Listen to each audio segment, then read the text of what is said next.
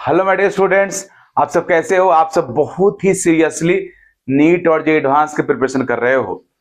तो मैं इस नीट का और जे एडवांस का एक बहुत इंपॉर्टेंट टॉपिक जो टाइट्रेशन है उसका इंपॉर्टेंट सेक्शन रेडॉक्स टाइट्रेशन पढ़ाने जा रहा हूं। इस वीडियो में आपको रेडॉक्स टाइट्रेशन के बारे में ईच एंड एवरीथिंग डिस्कस करूंगा। अगर आप इस आधे घंटे के वीडियो को पूरी तरह से देख लोगे तो डेफिनेटली रेडॉक्स टाइट्रेशन का ऑल क्वेश्चंस को करेक्ट आंसर करोगे। तो देखते हैं हमारा रेडॉक्स टाइट्रेशन। रेडॉक्स टाइट्रेशन में हमारा ऑक्सीडाइजिंग एजेंट और रेडिएशन का इस्तेमाल होता है। जिस तरीका से एसिड बेस टाइट्रेशन में होता क्या है, अननोन एसिडिक सॉल्यूशन के कंसंट्रेशन को पता करने के लिए, डिटरमिन करने के लिए एक नोन और स्टैंडर्ड बेसिक सॉल्यूशन लेते हैं एंड वाइस वर्सा। ठीक यहां भी रेडॉक्स टाइट्रेशन में हम लोग अगर हमारा ऑक्सीडाइजिंग एजेंट का नॉर्मलिटी नोन है, स्टैंडर्ड है, तो रिड्यूसिंग एजेंट के नॉर्मलिटी को कैलकुलेट करेंगे या उसके स्ट्रेंथ को कैलकुलेट करेंगे। अगर रिड्यूसिंग एजेंट का कंसंट्रेशन नोन है तो उसके हेल्प से हम लोग ऑक्सीडाइजिंग एजेंट के कंसंट्रेशन को कैलकुलेट कर सकते हैं। रेडॉक्स टाइट्रेशन में एसिड बेस की जगह पे oxidising agent and reducing agent का इस्तेमाल होता है। हमारे रेडॉक्स टाइट्रेशन का सबसे पॉपुलर और इंपॉर्टेंट टाइट्रेशन उसका नाम है potassium permanganate titration, means KMnO4 का टाइट्रेशन। यहां पे KMnO4 ऑक्सीडाइजिंग एजेंट काम करता है, राइट। KMnO4 एक बहुत ही पावरफुल ऑक्सीडाइजिंग एजेंट है और ये जब हमारा ऑक्सीडाइजिंग एजेंट काम करता है जिस टाइट्रेशन में, उस टाइट्रेशन को हम लोग इसी के नाम पे पोटासियम परमैंगनेट टाइट्रेशन बोलते हैं। अच्छा, यहाँ पे पोटासियम परमैंगनेट है, परमैंगनेट बोलते हैं हम लोग लूज में, लेकिन एक्चुअल में पोटासियम परमैंगनेट है या परमैंगनेट है। याद रखने का तरीका पर मैंगनेट, राइट, ऐसे याद रख सकते हो आप। अब इस टाइट्रेशन में होता क्या है, एसिड बेस टाइट्रेशन में आप देखो, मैं पढ़ा चुका हूं पहले वाले वीडियोस में कि वहां पे इंडिकेटर का बहुत बड़ा रोल है, लेकिन रेडॉक्स टाइट्रेशन में इंडिकेटर का बहुत ज्यादा इंपॉर्टेंस नहीं है। खासकर रेडॉक्स टाइट्रेशन का जो सबसे इंपॉर्टेंट टाइट्रेशन है पोटासियम परमैंगनेट टाइट्रेशन, यहाँ पे किसी इंडिकेटर का रिक्वायरमेंट होता ही नहीं है, क्योंकि हमारा KMnO4 ही इक्विवेलेंट पॉइंट आने पे ड्रामेटिकली खुद के कलर चेंज करके शो कर देता है कि नहीं, equivalent point has reached, right. तो यहाँ पे देखो, in this titration KMnO4 dramatically changes its colour from violet, जिसको पर्पल ही बोलते हैं, टू टिंज या पिंक हो जाता है। मींस टाइट्रेशन से पहले KMnO4 का कलर पर्पल होता है, टाइट्रेशन जब वो कंप्लीट हो जाता है, मींस जब इक्विवेलेंट पॉइंट आ जाता है, तो इक्विवेलेंट पॉइंट के बाद हमारे KMnO4 का ऑटोमेटिकली कलर पर्पल से पिंक हो जाता है। जैसे ही सॉल्यूशन पिंक होता है हमें समझ में आ जाता है कि अब हमें टाइट्रेशन को स्टॉप करना चाहिए, means equivalent point has already reached, right. यहाँ एक और इंपॉर्टेंट पॉइंट यह है कि KMnO4 टाइट्रेशन ड्यूरिंग खुद से अपना कलर चेंज कर लेता है, इसलिए KMnO4 को कभी भी हम लोग प्राइमरी स्टैंडर्ड सॉल्यूशन के तौर पे इस्तेमाल नहीं करते हैं, यह सेकेंडरी स्टैंडर्ड सॉल्यूशन है। हालांकि इस वीडियो के लास्ट में आपको बता दूंगा कि प्राइमरी स्टैंडर्ड सॉल्यूशन का क्या क्या फीचर्स होता है एंड सेकेंडरी स्टैंडर्ड सॉल्यूशन क्या क्या फीचर होता है, क्योंकि एग्जाम में जेईई मेन और नीट एग्जाम में रेगुलरली आता है क्वेश्चन। नीट में तो दो क्वेश्चन इस पार्ट से कई बार आता है, जहां पे primary standard solution, secondary standard solution का प्रॉपर्टीज पूछता है। अब यहाँ पे देखो, एक और पॉइंट ये है कि यहाँ पे जो कलर चेंज करता है हमारा KMnO4, वो कलर इतना इंटेंस होता है, इतना स्ट्रॉन्ग होता है कि KMnO4 का कंसेंट्रेशन जब बहुत स्मॉल रहता है, मींस 10⁻⁻⁶ मोलारिटी भी KMnO4 का कंसेंट्रेशन अगर रहता है, तब भी वो कलर अपना चेंज कर देता है, इफेक्टिवली चेंज करता है और कलर चेंज करके इंडिकेट कर देता है कि इक्विवेलेंट पॉइंट है रिच्ड। मींस यहाँ पे इस टाइट्रेशन में हमारा ऑक्सीडाइजिंग एजेंट जो KMnO4 है खुद ही इंडिकेटर का भी काम कर लेता है, मींस किसी इंडिकेटर का रिक्वायरमेंट नहीं है। जिस तरह से आजकल के फिल्म में हीरो ही विलेन का भी काम कर लेता है, कॉमेडियन का भी काम कर लेता है, उसी तरीका से हमारा KMnO4 ड्रामेटिकली सब काम खुद से ही कर लेता है और ये बहुत ही पॉपुलर टाइट्रेशन है। अब जब हम लोग KMnO4 को इस्तेमाल करते हैं ऑक्सीडाइजिंग एजेंट के तौर पे रेडॉक्स टाइट्रेशन में, तो नॉर्मली हम लोग KMnO4 के एसिडिक सॉल्यूशन का यूज करते हैं। अब जैसे यहाँ पे KMnO4 ऑक्सीडाइजिंग एजेंट है, फेरस सल्फेट यहाँ पे रिड्यूसिंग एजेंट है जिसको यह ऑक्सीडाइज करेगा हमारा KMnO4। या ऐसे ही बोल सकते हो कि फेरस सल्फेट KMnO4 को रिड्यूस करेगा।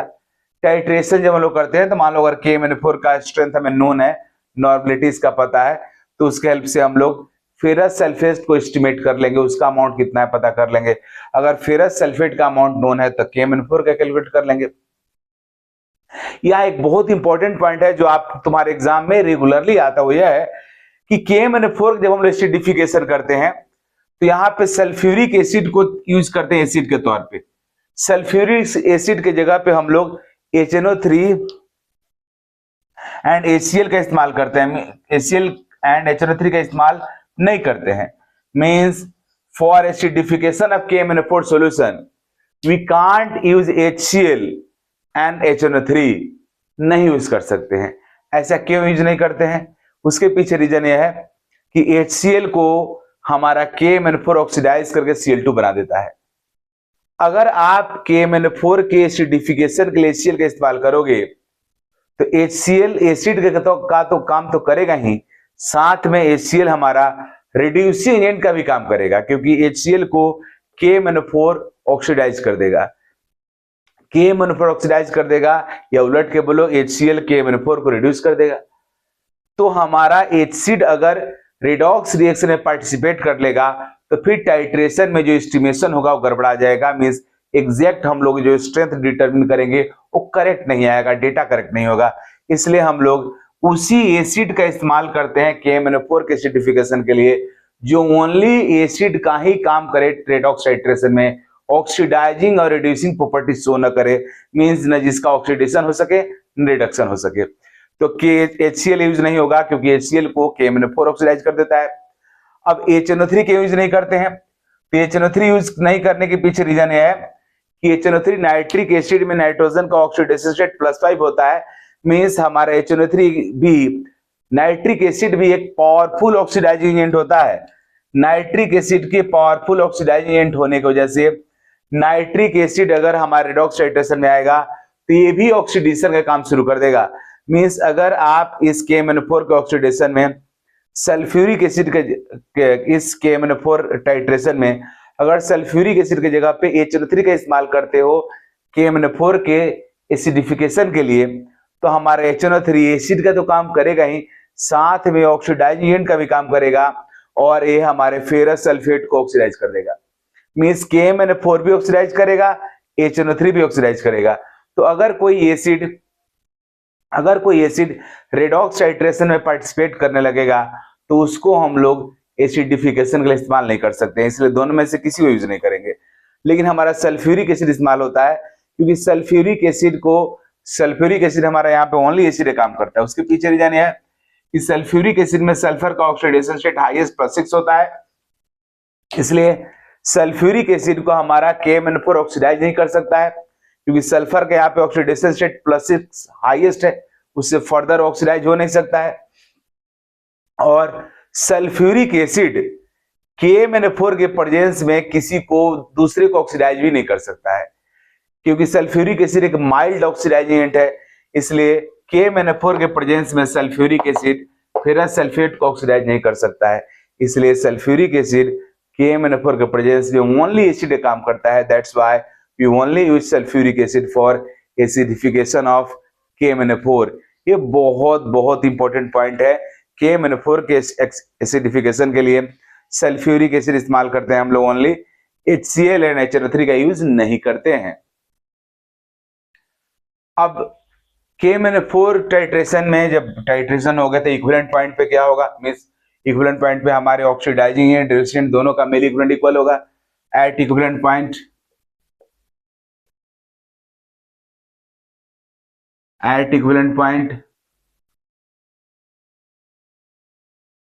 मिली इक्विवेलेंट, हम लोग मिली इक्विवेलेंट इस्तेमाल कर सकते हैं। अगर नॉर्मेलिटी के साथ वॉल्यूम को मिलीलीटर में लेंगे तो मिली इक्विवेलेंट मिलेगा, और नॉर्मेलिटी के साथ वॉल्यूम को लीटर में लेंगे तो नंबर ऑफ इक्विवेलेंट मिलेगा। बात देखिए, milli equivalent of an oxidizing agent is equal to milli equivalent of reducing agent, right. अब जैसे यहाँ पे KMnO4 और फेरस सल्फेट है तो मिली इक्विवेलेंट हो जाएगा। मींस नॉर्मेलिटी N1, इसको मैं इसके N1 से रिप्रेजेंट कर रहा हूं, इसके वॉल्यूम को V1 से, फेरस रिड्यूसिंग एजेंट के वॉल्यूम को Vr से, हालांकि ऑक्सीडाइजिंग एजेंट को हम लोग O से रिप्रेजेंट कर सकते हैं। NO VO is equal to reducing agent को NR VR, NR VR से रिप्रेजेंट कर सकते हैं। ये इसका नॉर्मलिटी है, NO VR नॉर्मलिटी है दोनों का, और VO VR वॉल्यूम है। अब आप नॉर्मलिटी की जगह पे मोलारिटी का भी इस्तेमाल कर सकते हो, क्योंकि नॉर्मलिटी और मोलारिटी में क्या रिलेशन होता है, तो नॉर्मलिटी इज इक्वल टू होता है, normality is equal to molarity into n factor, right. यहाँ पे एन फैक्टर क्या होता है, तो n oxidize equivalent means oxidizing agent reductant का एन फैक्टर होता है, जितना ऑक्सीडेशन नंबर चेंज होता है पर मोलेकुल। जैसे KMnO4 पे यहाँ पे ऑक्सीडेशन स्टेट KMnO4 क्या है, KMnO4 में MN का क्या +7, +7 से कहा जा रहा है, +2 में जा रहा है, तो कितना से ऑक्सीडेशन में चेंज हो रहा है, 5 से, और KMnO4 में MN एक ही है, इसलिए 1 MN +7 से +2 में जाएगा, चेंज होगा 5 से, इसका एन फैक्टर 5 होगा। फेरस सल्फेट में आयरन का यहाँ पे +1 +2 ऑक्सीडेशन स्टेट है, और हमारा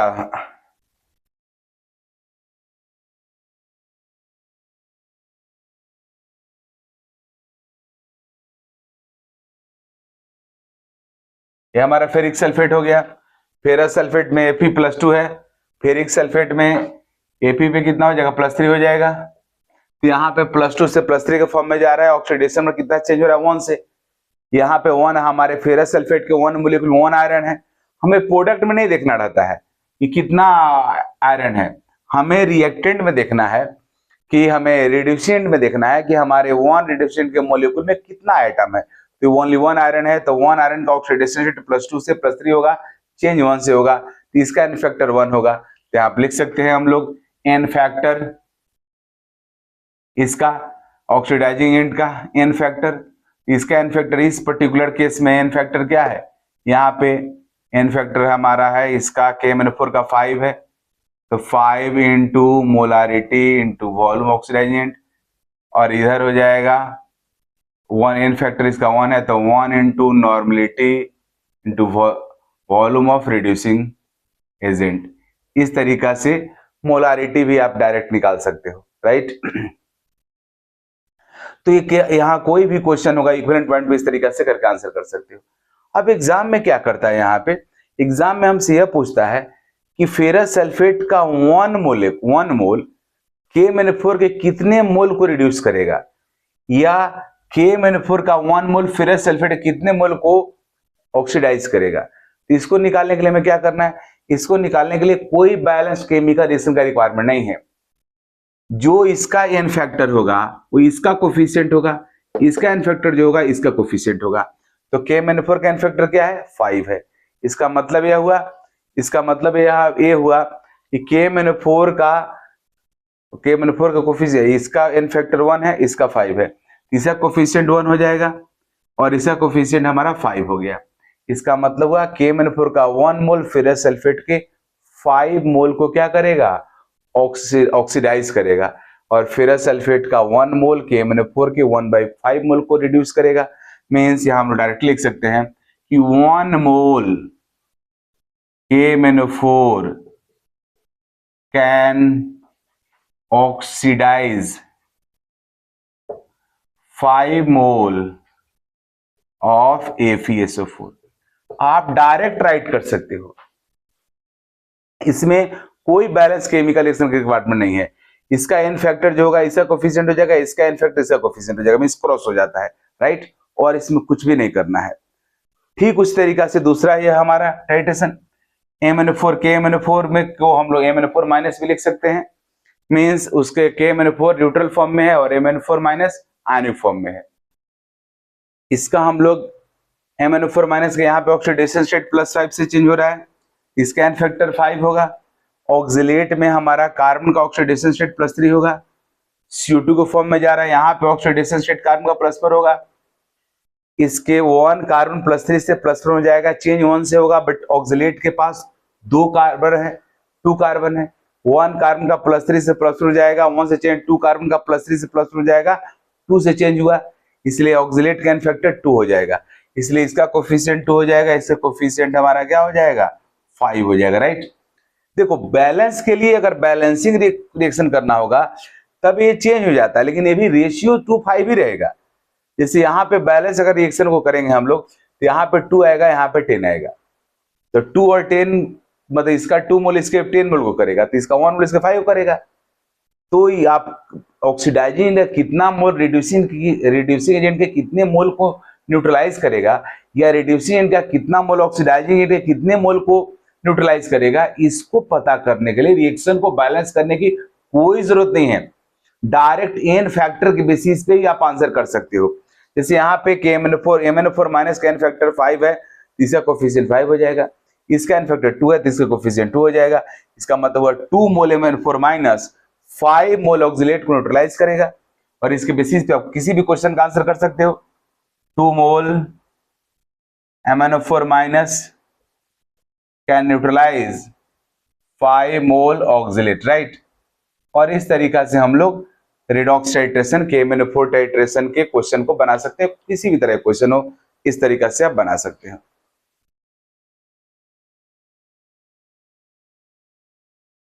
नेक्स्ट टाइट्रेशन है पोटासियम डाइक्रोमेट टाइट्रेशन। इस टाइट्रेशन में हमारा K2SO4 मीन्स K2Cr2SO4 के पोटासियम डाइक्रोमेट यहाँ पे ऑक्सीडाइजिंग काम करता है इस टाइट्रेशन में। इसका आयनिक फॉर्म है dichromate ion Cr2SO2-। Potassium dichromate titration में हम लोग इंडिकेटर यूज करते हैं। हमारा पोटासियम डाइक्रोमेट खुद ब खुद अपने ड्रामेटिकली कलर चेंज नहीं करते इक्विवेलेंट पॉइंट पे, यहाँ पे हमें इंडिकेटर का रिक्वायरमेंट होता है, और जिस इंडिकेटर को हम यूज करते हैं उसका नेम है डाइफिनाइल अमीन। ये इंटेंस ब्लू कलर प्रोड्यूस करता है एट द एंड ऑफ मतलब टाइट्रेशन, मींस इक्विवेलेंट पॉइंट पे ये ब्लू कलर प्रोड्यूस करता है हमारा डाइफिनाइल अमीन इंडिकेटर। याद रखना यहाँ पे इंडिकेटर इस्तेमाल होता है।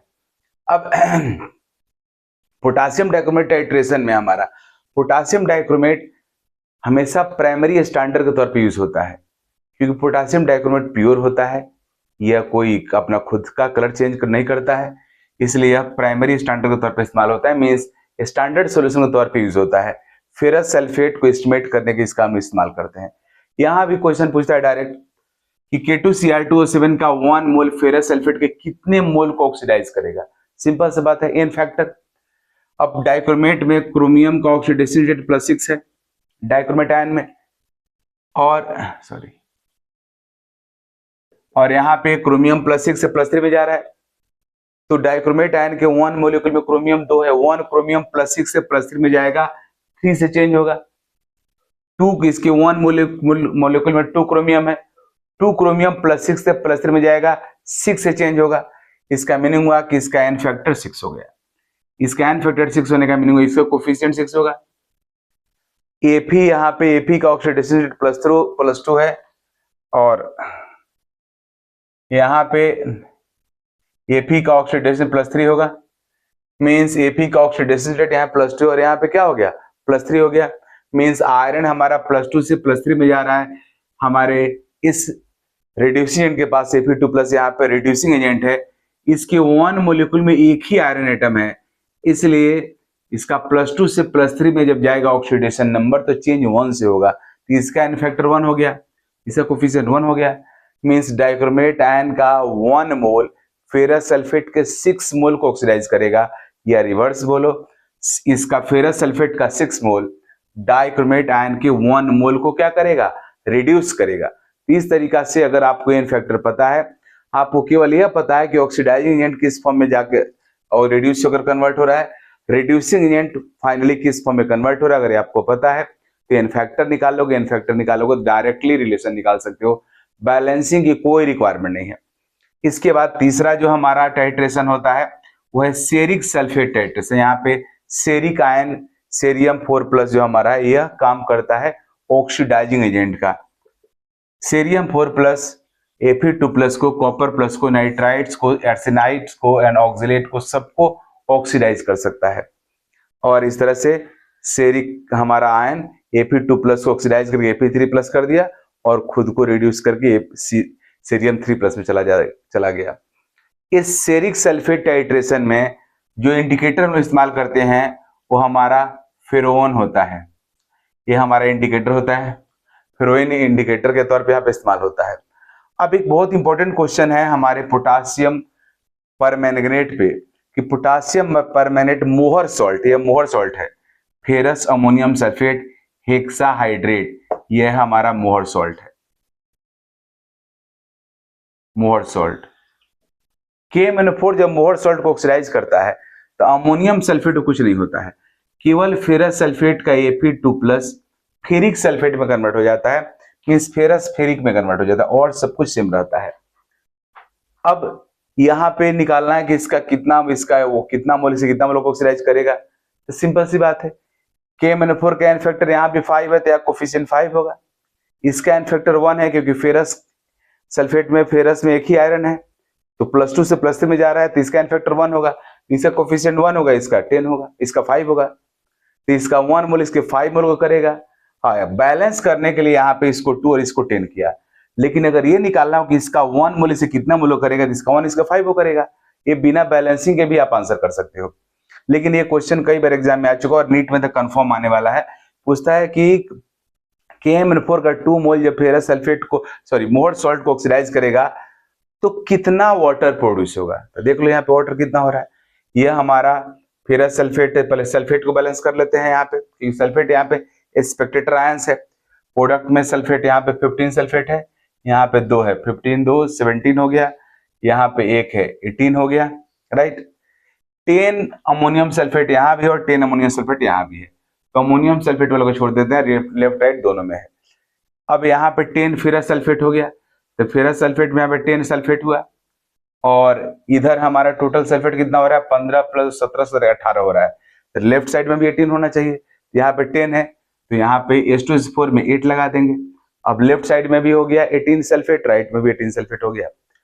अब हम लोग ऑक्सीजन हाइड्रोजन बैलेंस करेंगे, तो सल्फेट वाला ऑक्सीजन तो लेफ्ट राइट में इक्वल है, सल्फेट के अलावा जो ऑक्सीजन है उसको देखेंगे। तो सल्फेट के अलावा ऑक्सीजन हमारा इधर कौन है जी, KMnO4 के पास कितना ऑक्सीजन है, 8 ऑक्सीजन है, और मोहर सॉल्ट में 60 ऑक्सीजन है। देख लो यहाँ पे 6 वाटर है और इसके पहले 10 लगा हुआ है कोफिशिएंट, तो 60 वाटर हो गया, तो 60 वाटर तो 60 ऑक्सीजन, 60 + 8 68 ऑक्सीजन हमारा लेफ्ट साइड में हुआ, तो 68 ऑक्सीजन राइट साइड में होना चाहिए, इसके लिए 68 वाटर ऐड कर देंगे, राइट।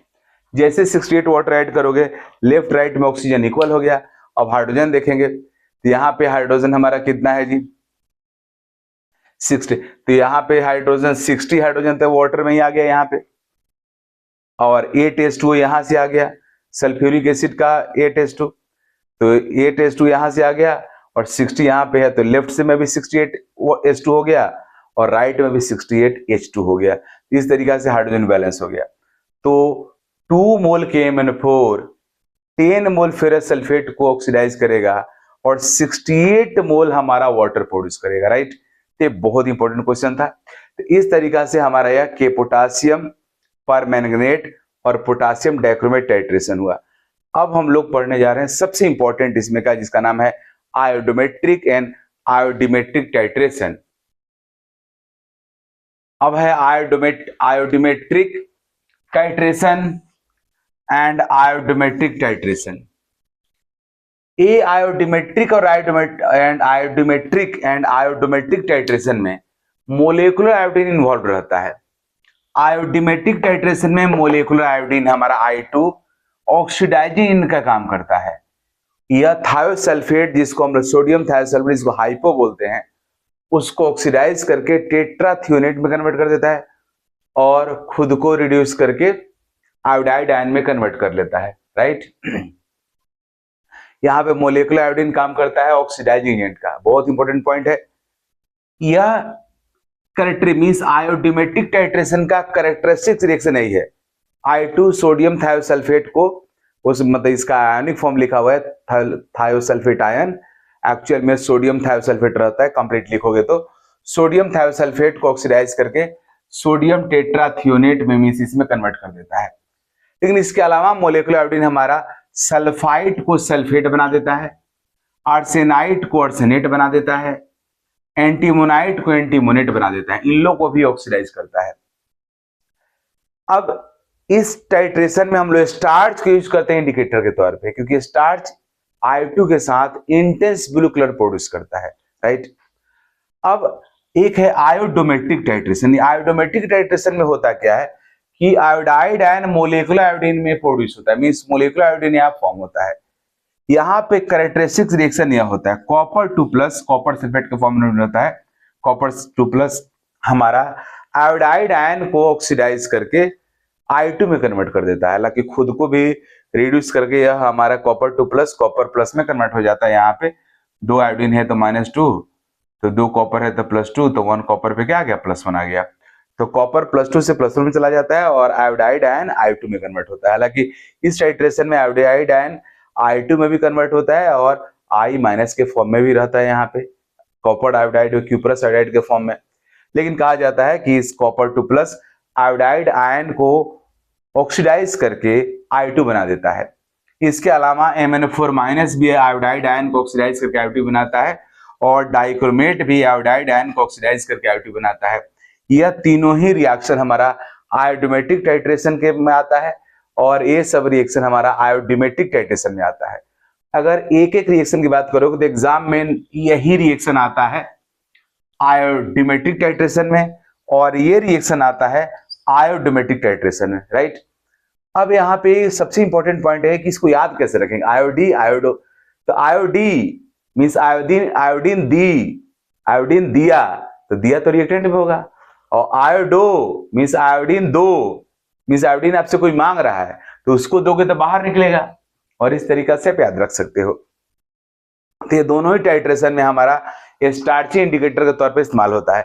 इस तरह से आयोडोमेट्रिक टाइट्रेशन हुआ।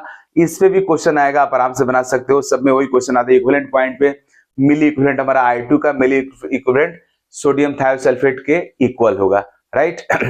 फिर यहाँ जो आयोडाइड प्रोड्यूस होता है वो आयोडाइड आयन अगर कॉपर 2+ को रिड्यूस करेगा तो जो मिली इक्विवेलेंट हमारा आयोडाइड आयन का वही किसका हो जाएगा, कॉपर 2+ का हो जाएगा। इस तरीका से कनेक्ट करके हम लोग क्वेश्चन बना लेते हैं। हालांकि नीट में इतना डिफिकल्ट क्वेश्चन नहीं आता है, एडवांस में डिफिकल्ट आता है, नीट में सिंपल क्वेश्चन इस पे आता है, जेईई मेन में बहुत डिफिकल्ट नहीं रहता है, राइट। इस तरीका से हमारा टाइट्रेशन हुआ। इसके न्यूमेरिकल के ऊपर भी एक वीडियो में अलग से बनाऊंगा, थ्योरेटिकल कॉन्सेप्ट क्या हुआ।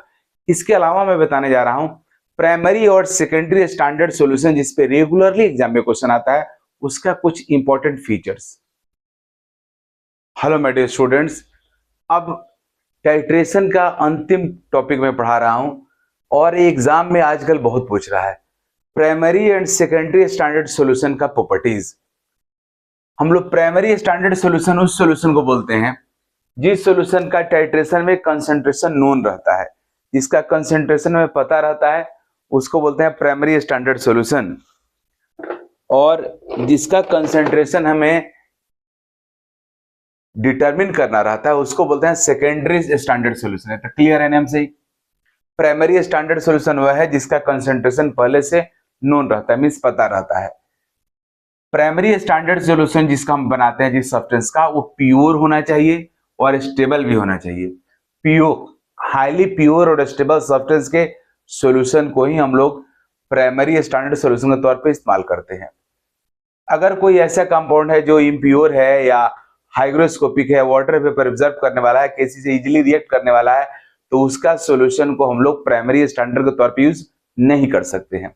इसलिए नॉन हाइग्रोस्कोपिक होना चाहिए, मींस वेपर को ऑब्जर्व करना नहीं होना चाहिए, इजीली जिसका वजन किया जा सके इस तरह का सब्सटेंस होना चाहिए, उसको हम लोग प्राइमरी स्टैंडर्ड सॉल्यूशन बना सकते हैं। अब it is used for accurate titration of secondary standard solution, means secondary standard solution के कंसंट्रेशन को एक्यूरेटली मेजर करने के लिए जिस सॉल्यूशन का हम लोग इंप्लॉय करते हैं उसका नाम है प्राइमरी स्टैंडर्ड सॉल्यूशन। इनका नेक्स्ट प्रॉपर्टी होता है कि रीडली सोल्यूबल इन सॉल्वेंट और वाटर। वाटर और सॉल्वेंट में बहुत सोल्यूबल होना चाहिए, प्रॉपरली सोल्यूबल होना चाहिए, तभी तो सॉल्यूशन बन पाएगा। इनका एग्जांपल जो एग्जाम में आता है वह है हमारा anhydrous sodium carbonate, acid base titration में इस्तेमाल होता है। Potassium dichromate oxalic acid redox titration में इस्तेमाल होता है। इसके अलावा पोटासियम हाइड्रोजन थैलेट, ये भी बहुत इंपॉर्टेंट है, ये भी हमारा प्राइमरी स्टैंडर्ड सॉल्यूशन तौर पे यूज होता है।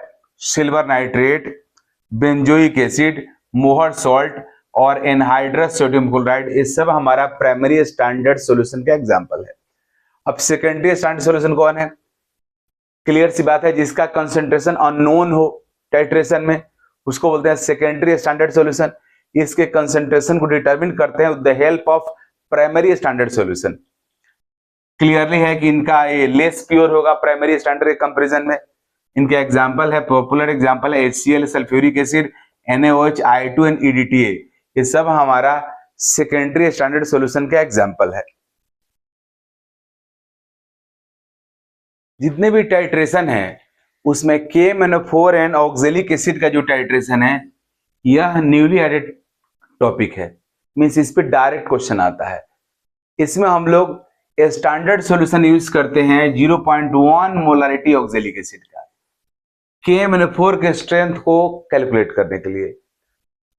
टाइट्रेशन जब हम लोग करवाते हैं तो ऑक्जेलिक एसिड हमारे KMnO4 को रिड्यूस करता है। इक्विवेलेंट पॉइंट पे KMnO4 का पर्पल कलर जो है वो चेंज होकर पिंक में कन्वर्ट हो जाता है। पिंक जैसे ही कलर आता है हम लोग टाइट्रेशन को स्टॉप कर देते हैं और वहां पे इक्विवेलेंट पॉइंट आ जाता है। इक्विवेलेंट पॉइंट पे milli equivalent of oxidising agent is equal to होगा milli equivalent of reducing agent. तो normality into volume milli equivalent हो जाएगा। अगर वॉल्यूम मिलीलीटर में है तो normality of reducing agent into volume of reducing agent भी मिली इक्विवेलेंट हो जाएगा। नॉर्मलिटी को मोलारिटी में कन्वर्ट करना चाहते हो तो n फैक्टर से मल्टीप्लाई करना पड़ेगा मोलारिटी को, तो molarity into n factor normality हो जाता है। NO है n factor of oxidising agent, NR है n factor of reducing agent. इस तरीका से अगर आपको रिड्यूसिंग एजेंट, जैसे यहाँ पे ऑक्सीलेट हमारा स्टैंडर्ड सॉल्यूशन है तो इसका मोलारिटी पता है, इसका वॉल्यूम पता है, इसका n फैक्टर पता है, और हमारे KMnO4 सॉल्यूशन का वॉल्यूम पता रहेगा, n फैक्टर पता रहेगा, मोलारिटी कैलकुलेट हो जाएगा। इस तरीका पर से आप आराम से कर सकते हो। इस पे कोई भी क्वेश्चन आएगा बना लोगे आप सब। अब यहाँ पे एक और इंपॉर्टेंट पॉइंट है कि यहाँ पे हम लोग सल्फ्यूरिक एसिड एक्सेस लेते हैं, क्योंकि CO2 एंड Mn2 प्लस के बीच में रिएक्शन को अवॉइड करने के लिए सल्फ्यूरिक एसिड को एक्सेस लिया जाता है। Okay, thank you. इस तरीका से टाइट्रेशन का यह लास्ट वीडियो कंप्लीट हो गया। इसको देखो, पक्का इससे एग्जाम में यहाँ पे क्वेश्चन आएगा। मेरे वीडियो को लाइक करो, अब तक अगर लाइक नहीं किया तो लाइक करो, और चैनल नहीं सब्सक्राइब किया दूसरे को बताओ, और जितना ज्यादा से ज्यादा हो सके स्प्रेड करो मेरे वीडियो को। Okay, thank you.